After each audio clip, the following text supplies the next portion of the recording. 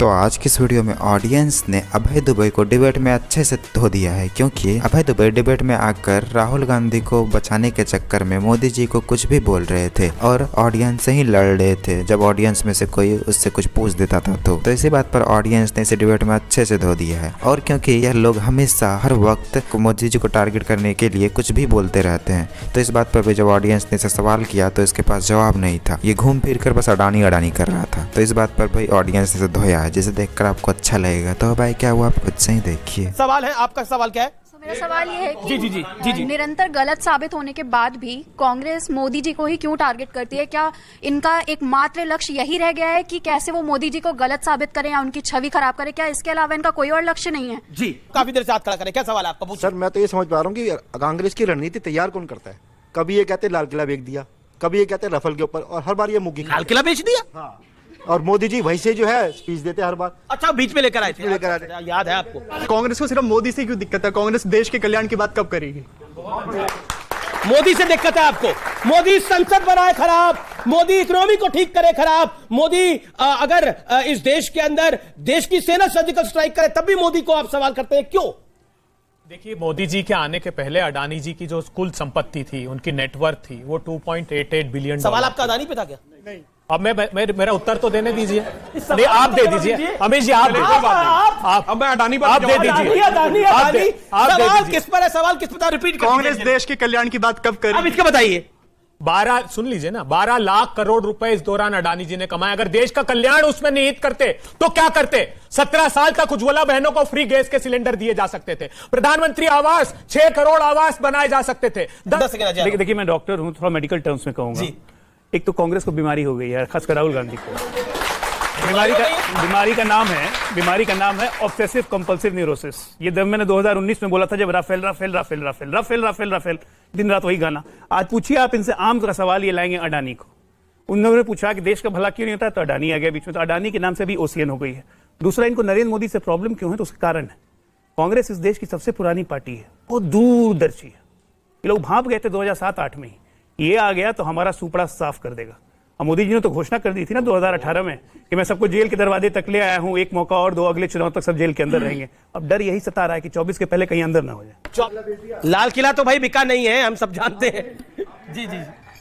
कांग्रेस के प्रवक्ता जी से मैं बोलना चाहूंगी, जो ये राहुल गांधी जी लंदन में जाके बोल रहे हैं, ये न्याय मांग रहे हैं कि अपना भारत इतना कमजोर है, जो ये वहां पे न्याय मांग रहे हैं। बड़े शर्म की बात है राहुल गांधी जी, जो अपने जो वहां पे न्याय मांग रहे हो, हमारा भारत इतना कमजोर नहीं है। बड़े शर्म की बात है जो आपकी आज सदस्यता छीनी गई है, आप संसद से बाहर हुए, इसलिए आप प्रधानमंत्री नहीं बन सकते और मोदी जी प्रधानमंत्री बनेंगे, इतना कहना चाहती हूँ। चलिए, ये आपका विचार है, लेकिन वो कह रहे हैं कि आपको बेसिकली आप क्यों उस पुराने दौर में जी रहे हैं जिसमें विदेश से कोई बोलेगा तो भारत में एक्शन होगा।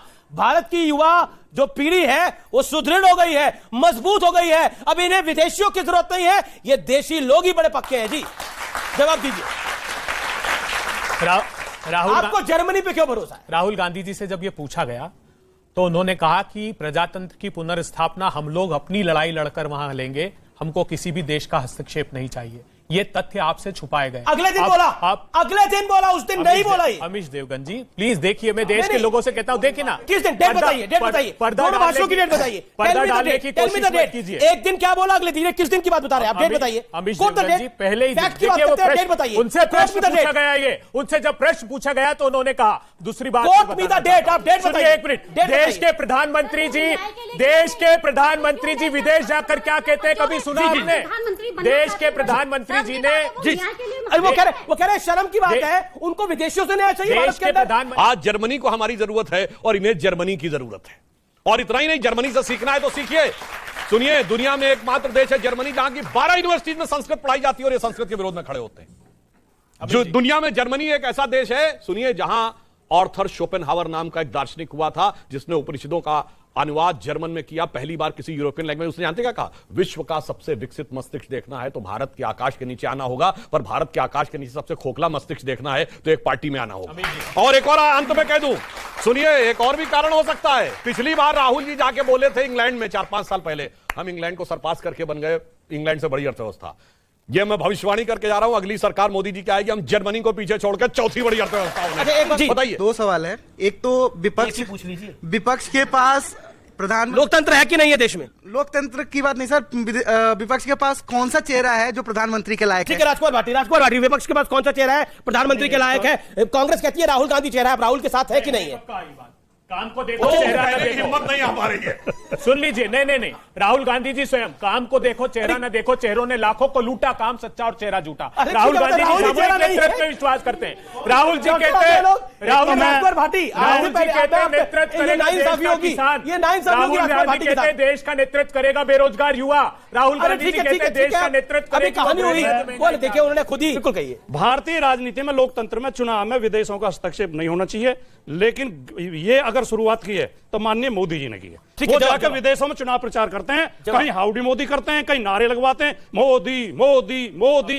गलती तो उन्होंने की है, पब्लिक लगाती है नारे, वो थोड़ी लगवाते तो वही, आयोजन तो वही। ठीक है, ओके सुधांशु, सैकड़ों करोड़ रुपए खर्च होता है। देखिए, पहली बात तो राजकुमार भाटी जी ने सुनिए, मैं जवाब दे दूं। पूछना चाहता हूं, विदेश के लोग तो ना इलेक्शन में वोट लगाने आएंगे, लगाएंगे तो इंडिया वाले। तो ये तो दोनों तरफ रखो। अब इंडिया वाले भी कहते हैं मोदी क्या करिएगा? बताइए, मैं एक ही चीज पूछना चाहता हूँ, कांग्रेस के लिए आएंगे क्या? कांग्रेस के लिए नहीं आएंगे, लेकिन मोदी जी के लिए तो आएंगे। एक तरफ क्यों कहते हो? गए थे आपकी बार ट्रम्प सरकार, वो क्या था?